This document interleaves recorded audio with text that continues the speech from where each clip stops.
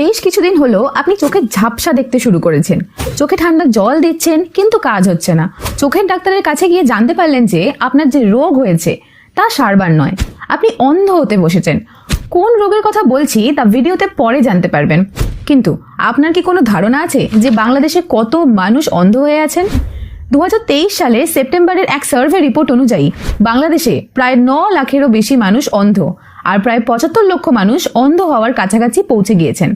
ভারতে এই সংখ্যাটা আরও বেশি, প্রায় 50 লক্ষ মানুষ অন্ধ এবং প্রায় 3.5 কোটি মানুষ অন্ধ হওয়ার পথে। ভাবুন একবার। কিন্তু কোন কোন কারণে মানুষ অন্ধ হয়ে যাচ্ছে দিন দিন? এমন কি কোনো লক্ষণ আছে যা দেখে বুঝতে পারবেন যে আপনিও অন্ধ হতে চলেছেন? অন্ধ হওয়া আটকানোর কি কোনো ঘরোয়া উপায় আছে? যদি জানতে চান এই সব প্রশ্নের উত্তর, তাহলে প্লিজ এই ভিডিওটা শেষ পর্যন্ত দেখুন, যাতে আপনিও সাবধান হতে পারেন এবং আপনার পরিবারকে রক্ষা করতে পারেন। তাহলে চলুন ভিডিওটা শুরু করা যাক। কোনো অ্যাক্সিডেন্ট বা স্ট্রোক ছাড়া হঠাৎ করে মানুষ অন্ধ হয়ে যায় না। ধীরে ধীরে মানুষ নানা রোগে ভুগে অন্ধ হয়ে যায়। এই ধরনের অন্ধ হয়ে যাওয়ার আগে মানুষ অনেক সময় এবং সুযোগ হাতে পায় যাতে সেই অন্ধত্ব এড়িয়ে যাওয়া যেতে পারে। আমাদের শরীর এবং চোখই সেই সিগন্যাল অনেক আগে থেকেই দিতে থাকে, কিন্তু প্রায় 93% মানুষ জানেই না যে কিভাবে সেই সিগন্যাল বুঝতে হয়। কিভাবে অন্ধ হওয়ার হাত থেকে রেহাই পাবেন তা এই ভিডিওতে একটু পরে আলোচনা করছি। কিন্তু তার আগে এটা জানা খুব জরুরি যে অন্ধ হওয়ার পিছনের কারণগুলো ঠিক কি কি। প্রায় 66% ক্ষেত্রে চোখের ছানি বা ক্যাটারাক্ট, 8% ক্ষেত্রে কর্নিয়াল ওপাসিটি, 7% ক্ষেত্রে চোখের অপারেশনের পর ইনফেকশন বা নিজেদের ভুলের কারণে, 6% ক্ষেত্রে পোস্টেরিয়র সেগমেন্ট ডিসঅর্ডার্স এবং 5.6% গ্লুকোমা আর 7.4% অন্যান্য কারণে এই অন্ধত্ব ঘটে থাকে। প্রথমে আসা যাক চোখের ছানি বা ক্যাটারাক্ট সম্পর্কে। আমাদের চোখে দুটো লেন্স থাকে এবং সেই লেন্সের উপর প্রোটিন এবং ফাইবারের কিছু লেয়ার থাকে।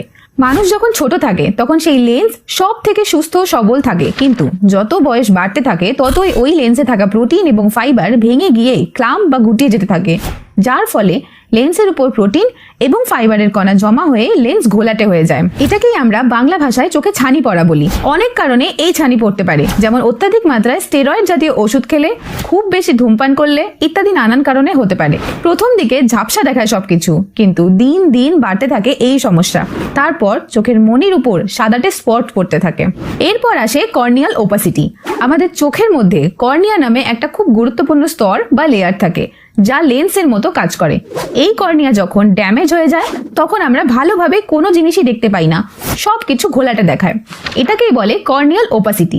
বিভিন্ন কারণে এই কর্নিয়াল ওপাসিটি হতে পারে, যেমন কোনো ভাইরাস বা ব্যাকটেরিয়ার ইনফেকশনের কারণে, কোনো আঘাতের কারণে, চোখের উপর কোনো কেমিক্যাল পড়ে, বা ভিটামিন এ এর অভাবে ইত্যাদি নানা কারণে।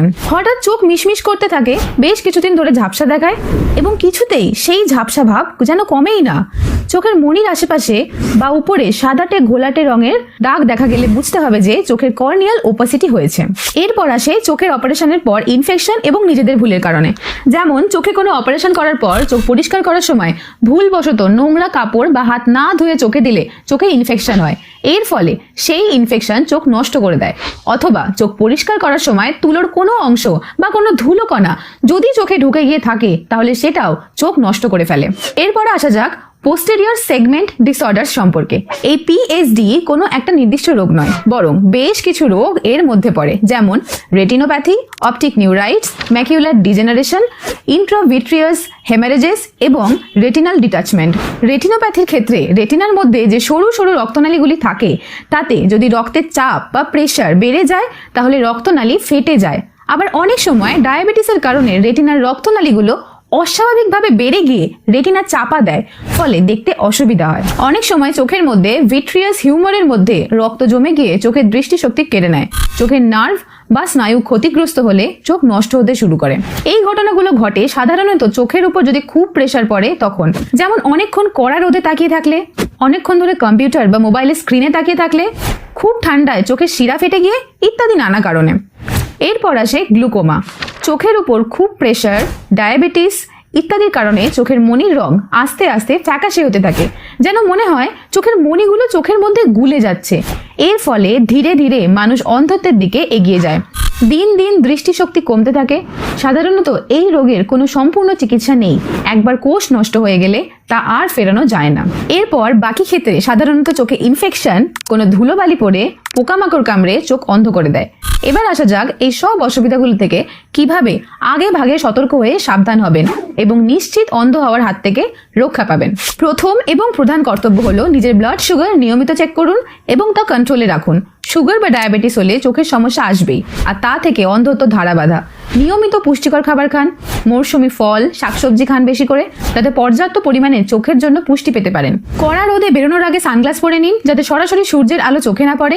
মদ, বিড়ি, সিগারেটের নেশা ছাড়ুন। একটানা কাজ করার বদলে চোখকে কিছুক্ষণের জন্য রেস্ট দিন। যেমন কাজ বন্ধ করে কিছুক্ষণের জন্য চোখ বন্ধ রাখুন বা দূরের গাছপালার দিকে তাকিয়ে থাকুন। কাজ করার সময় বারে বারে চোখের পাতা ফেলুন, অর্থাৎ চোখ বন্ধ করুন। হাত না ধুয়ে বারবার চোখে হাত দেবেন না।